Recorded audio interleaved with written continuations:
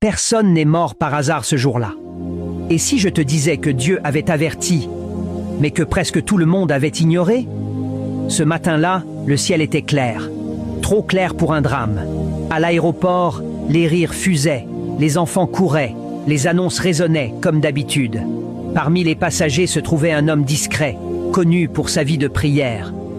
Il ne voyageait pas pour le plaisir, mais pour accomplir l'œuvre de Dieu. Au moment de passer le contrôle, son cœur se serra brutalement. Une peur froide, sans explication. Il s'arrêta net. Dans son esprit, une phrase tomba comme un coup de tonnerre. « Ne monte pas !» Il hésita. Autour de lui, tout allait vite. Les agents pressaient, les passagers soupiraient. Il pensa « Dieu ne peut pas me parler comme ça !» Alors il avança. Dans l'avion, assis à sa place, il tenta de prier. Mais plus il priait, plus l'oppression augmentait. Ses mains tremblaient. Soudain, une vision éclata devant ses yeux. L'avion brisé, des corps projetés, des cris étouffés par le feu. Cette fois, il comprit. Ce n'était pas une émotion, c'était un avertissement. Il se leva, le visage pâle, et demanda à descendre.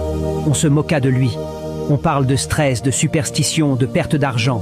On lui dit « Monsieur, vous faites perdre du temps à tout le monde. » Il répondit doucement « Ma vie vaut plus que votre horaire. » Après de longues discussions, les portes furent rouvertes. Il descendit seul. Les portes se refermèrent derrière lui. Quelques heures plus tard, l'avion s'écrasa. Ce jour-là, Dieu n'a pas sauvé une foule. Il a sauvé un homme obéissant. Parce que Dieu avertit toujours, mais l'obéissance n'est jamais populaire. Et maintenant, écoute-moi bien. Si tu lis cette histoire, ce n'est pas un hasard. Peut-être que Dieu t'a déjà parlé. Peut-être que tu as ignoré des signes, des rêves, des pressentiments.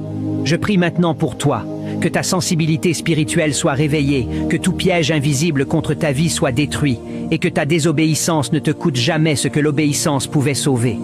Amen.